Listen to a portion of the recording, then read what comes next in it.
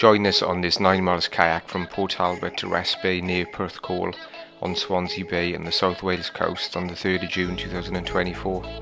Discover what it's like paddling along the vast sand dune backed beaches of Margam sands and Kenfig sands. Find out how we fared when the sea was much rougher than the forecast had suggested, and learn about the Sandbanks Style Optimal inflatable kayak that we used on this route. This 9 miles kayak on the South Wales coast took us from Port Talbot to Rest Bay near to Porthcawl. We launched from Port Talbot at 1 PM and paddled past the large industrial port. After passing the enormous Port Talbot steelworks, we paddled along Margam sands and Kenfig sands. We landed at Rest Bay, Porthcawl at 4:30 PM.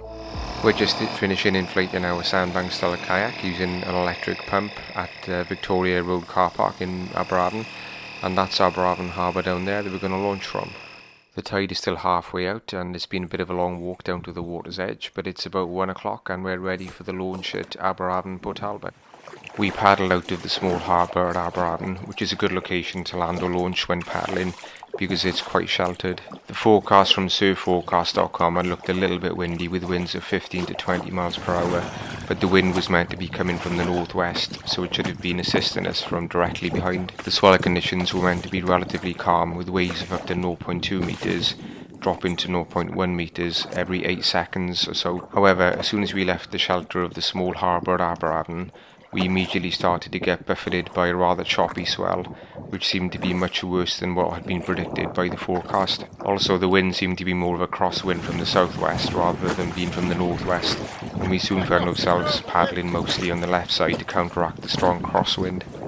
You're not allowed to paddle within the industrial port itself, so we're just passing by having a look at the huge cranes and ships moored up. Modern Port Talbot is a town formed from the merging of multiple villages including Baglin, Margam and Aberavon. The name Port Talbot first appears in 1837 as the name of the new docks built on the southeast side of the River Avon by the Talbot family. Over time it came to be applied to the whole of the emerging conurbation. The Margam and Aberavon areas of the town became heavily industrialised from the 1700s, starting with copperworking but progressing to steel making. In 1970 the new deep water harbour was opened to primarily serve the huge steelworks. It's passing by the end of the industrial port, and over there you can see Port Talbot steelworks. You can see some of the huge cranes looming over the top of the wall of the industrial port. On this trip we were using a Sandbanks Style Optimal tandem inflatable kayak. This is a full drop stitch inflatable which inflates up to 12 psi so that the hull and the decks are very firm and almost like a hard shell kayak. The Sandbanks Style Optimal also comes in a shorter solar only version. Due to the clamshell shaped design, it's a very stable kayak, which is just as well given the very choppy and swelly conditions that we had on this trip. I've done a full review of the Sandbanks Style Optimal on the product reviews playlist on my channel. We're still paddling past Port Talbot Steelworks, which is several miles long. Archie's an engineer, so he's getting very excited by all of the towers and tanks. This drone footage looks back west towards Port Talbot with the steelworks on the right hand side and the industrial port in the distance. We drifted in a bit too close towards Morva Beach and had to quickly start paddling away from the shore to avoid being swamped by waves which were constantly rolling in and almost breaking over us. Between the industrial port of Port Talbot and Scare Point, Morva Beach, Margam Sands and Kenfig Sands form a chain of about 5 miles of sand dune back beaches. Towards the top end of Kenfig Nature Reserve are the rather overgrown remains of Kenfig Castle. Kenfig Castle was erected in the 1100s by Robert, Earl of Gloucester, as an important Norman centre of the newly conquered lands of Glamorgan, next to which a settlement or borough expanded. By the late 15th century, both Kenfig Old Town and the castle had been abandoned because of encroaching sand dunes, and the medieval town and castle are now largely submerged under the sand dunes. Looking eastwards over Kenfig Burrows, you can see the remnants of the Kenfig River, which in the medieval period was much larger and flowed up past the castle and the old town before these sand dunes encroached. Over there in Kenfig Sands, you can see the remains of the alt mark that was wrecked here back in 1961, apparently. The inset drone footage looking back westwards towards Port Talbot shows the vast stretch of unbroken sands between Scare Point and Port Talbot. Due to the constant buffeting by the swell, Archie had to bail out water from the cockpit. We'd unfortunately forgotten to bring our bilge pump with us. This route took us past much of Kenfig Nature Reserve, which is one of Wales's best sand dune reserves. Glamorgan's largest natural lake, Kenfig Pool, is set on the edge of this beautiful sand dune nature reserve, with spectacular views across Swansea Bay to the Gower.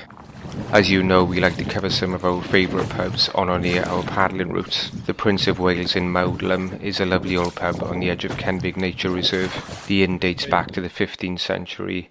The upstairs function room, the old town hall, has been a hub for the local community and a popular meeting place for well over 600 years. Thanks to its varied history, the Prince of Wales is unsurprisingly thought to be one of the most haunted pubs in Wales.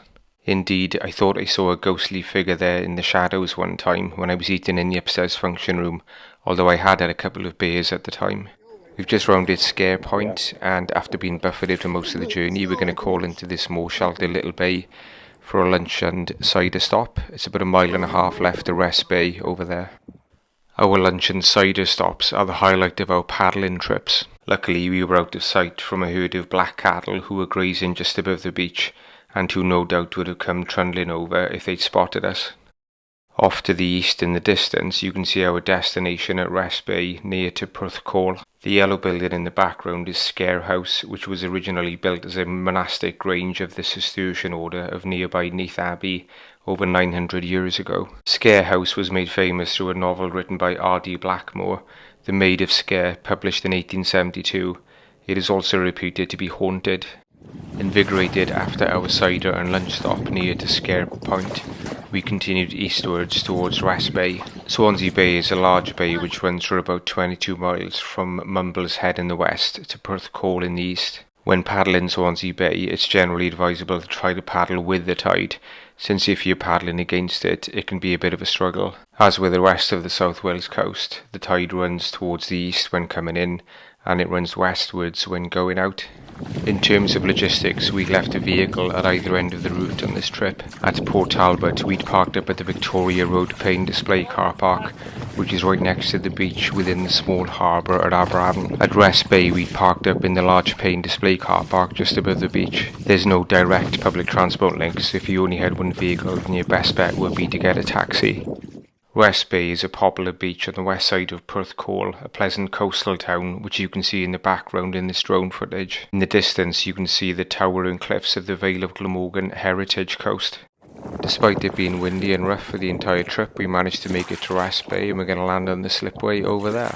We landed at Rest Bay at 4:30 PM and had food and a beer at Remo's at Aberavon Beach afterwards to replace the calories we'd burned off on the paddle. Remo's is a great place overlooking Aberavon Beach with wide views across Swansea Bay. Thanks for watching. If you enjoyed the video, then please give me a thumbs up and consider subscribing by clicking on the left below. Click on the right below to see videos of my other trips around the Wales coast.